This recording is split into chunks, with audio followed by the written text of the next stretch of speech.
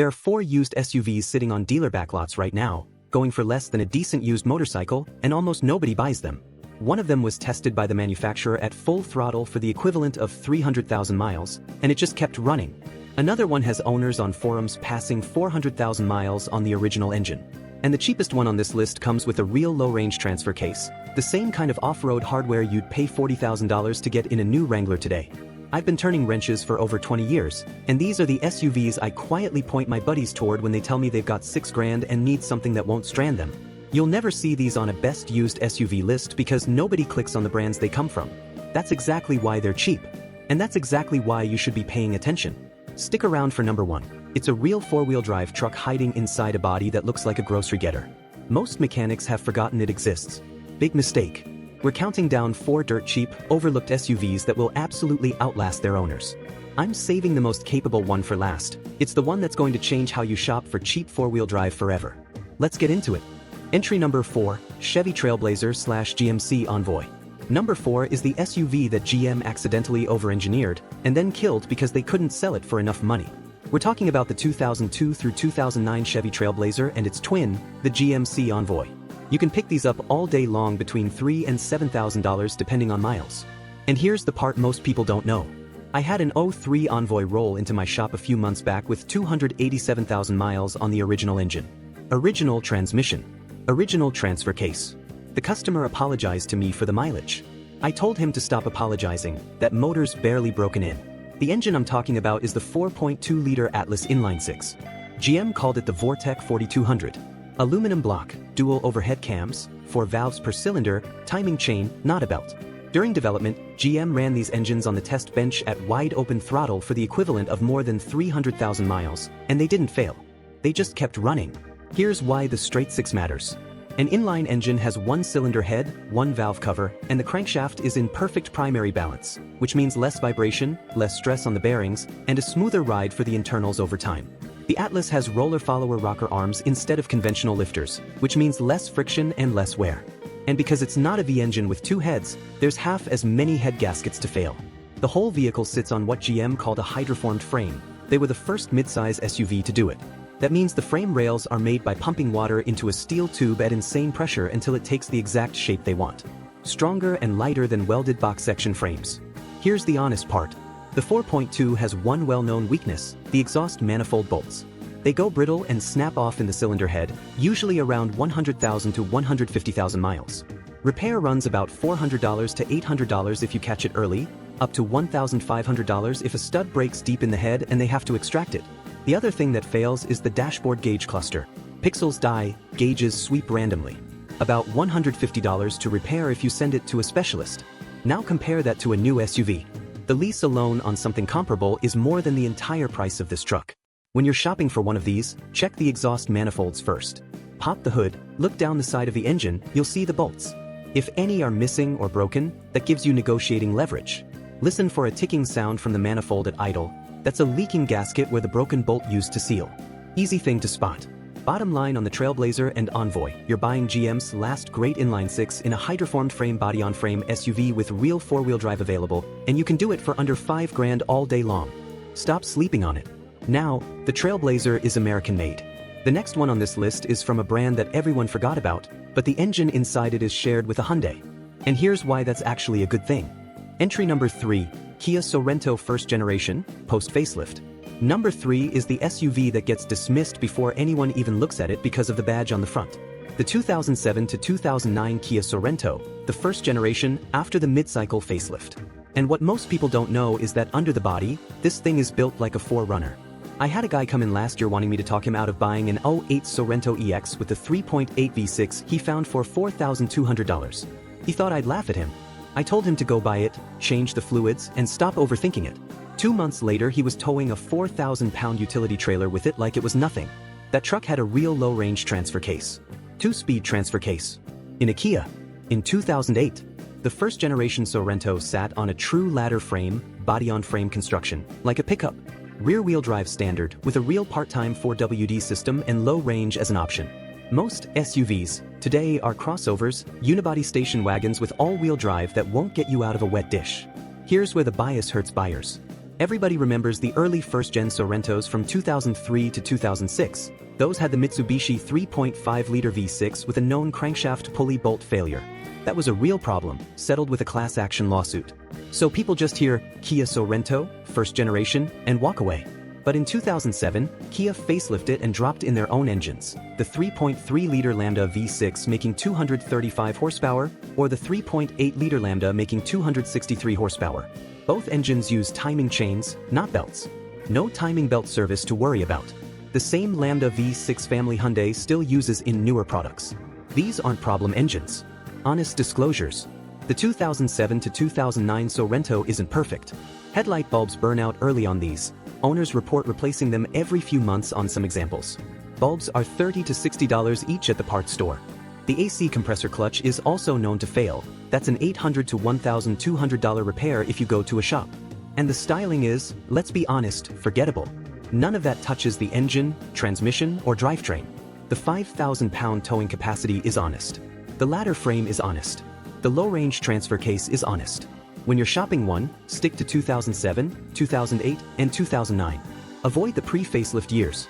Test the four-wheel drive system in a parking lot. Shift it into 4-high, drive a slow tight circle, listen for binding or grinding. Then shift it back to 2WD. If anything sticks or grinds, walk away, that's a transfer case actuator. And check the AC. Just check the AC.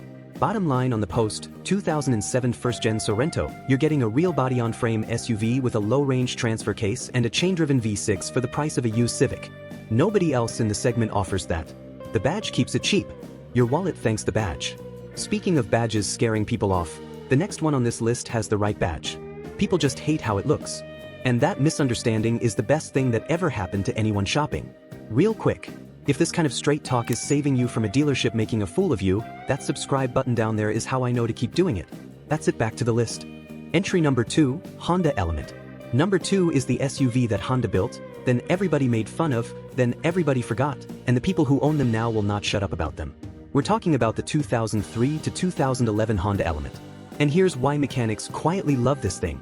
I had a 04 Element come into my shop with 374,000 miles on it. 374. On the original engine and the original automatic transmission. The owner said her family bought it new in 2004, and the only major work it had ever needed was a starter motor and a water pump. That's it. I've seen forum threads with Element owners passing 450,000 miles. 500,000. The K24 engine in these things does not quit. The K24 is the 2.4-liter four-cylinder Honda used in the Accord, the CR-V, the Element, and the Acura TSX. Cast iron sleeves in an aluminum block. Timing chain, no belt service, and dead simple electronics by modern standards. Here's why the Element is special even within the K24 family. It came mostly with the K24A1, the earlier, simpler version of the engine. No direct injection. No oil burning problems like the later K24Z. No carbon buildup issues like modern direct injection engines. It's just a port-injected, naturally aspirated four-cylinder with IVEC and a chain. The kind of engine that, if you change the oil every 5,000 miles, will outlive you. The interior was designed to be hosed out. Vinyl floors with drain plugs. No carpet. Rubberized seats. The rear doors are suicide doors that open against the front doors, which sounds weird until you try loading a kayak through the side opening. The cargo area is enormous. Plywood fits flat. Bicycles fit upright. Here's the honest part. The Element prices have woken up. The cult got organized. Average used price has climbed to about $7,800 nationally on CarGurus, with clean low-mile examples pushing well into 5 figures. The cheap ones, the $3,000 to $5,000 examples with 200,000 plus miles, are still out there if you're willing to take the mileage. And given what these engines do, you should be willing. Real weaknesses. The K24 has a known cold start rattle from the timing chain tensioner, annoying but rarely catastrophic. About $400 to fix if it bothers you. The front main seal can leak by 200,000 miles, $300 to $500. WD models can develop rear differential noise if the fluid was never changed. Change that fluid every 30,000 miles and you'll likely never see it. The interior plastics, after 15 plus years, get brittle. The radio gets dim. Nothing that strands you. When you shop for one, do a cold start. Listen for that timing chain rattle in the first 5 seconds. A second of rattle on a cold morning is normal as the engine gets to service interval. More than 5 seconds, walk away or use it to drop the price. Pull the dipstick oil should be clean and the level should be full. Honda K24s that have been topped up religiously go forever. K24s that have been run a quart low for years do not. And check for any signs the car was hosed out. That's actually a good sign with an Element. They're designed for it. Bottom line on the Element, Honda put their most reliable engine of the 2000s into a body nobody wanted at the time. Body weirdness is the only reason these are still affordable.